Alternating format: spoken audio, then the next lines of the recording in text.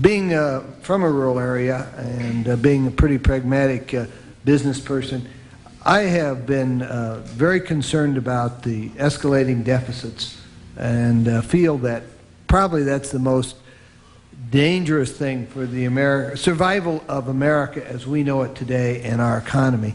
And wonder what some economists, some at the University of Illinois, which are in my district, say, well, our deficits aren't too large for our gross national product. I happen to believe they are, and wonder what your thought would be on the long-range effect of continued deficits. I do not believe that the real problem is, I don't agree with you at all, because the real problem is not the debt, but government spending.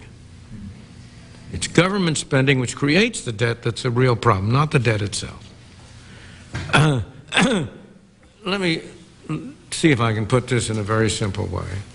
There's a certain total amount of resources that the United States has available to it. Call it 100. If government spends 50, only 50 is available for private enterprise to use or private individuals to use for consumption and production and saving, investment. Now, so far I haven't said a word about how this 50 is financed. Whether this 50 is financed 100% by what we call taxes or 100% by what we call borrowing, it's still true that the amount available to the private system is only half of the total. And so it's this part that government spends that uses resources. Now, what about what difference does it make which way it is financed? It does make a difference. What we call a deficit is simply a form of taxation. It's hidden taxation. It's taxation in one of several forms. It may be, if it's really financed by printing money, then it's taxation in the form of inflation. If it's not financed by printing money, it's a invisible tax on all property, because you own a piece of property, but you have to figure from the future income of that property, then more of it will have to be taken from taxes in order to finance this debt that is here. So and those are bad taxes. They're not wholly bad taxes, but they're not good taxes, and therefore I would prefer not to finance by deficits. On the other hand, when people talk about how much damage interest payments are doing to the country, I want you to name me any expenditure of government that does less harm than interest payments.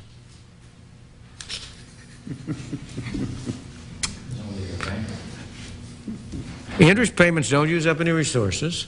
There's no labor that's unavailable for something else. They're simply a transfer from taxpayers to bondholders. They do cost, dead weight cost of collecting the taxes and the effect that has on incentives, so there is a net cost. But there's no resource cost. Let me ask you a different question right now. Let's suppose that the U.S. government, miraculously, the debt were to disappear overnight. And interest payments, which are now what, 100 and, how much? 200 billion. 214 billion. Or 214 billion disappeared overnight. You think the deficit would be reduced by 214 billion? You're suggesting we would spend it somewhere. Absolutely. Absolutely.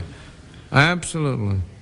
So I regard at the moment, in a Congress which will spend everything the tax system will raise, I regard the debt and interest payments as performing a positive function of keeping money away from the Congress to waste.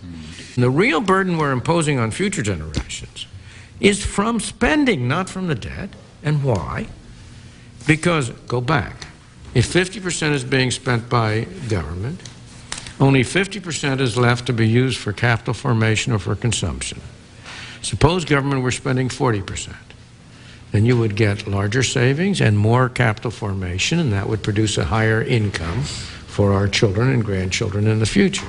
So it's spending that has all the bad effects that are attributed to the debt, not the debt per se.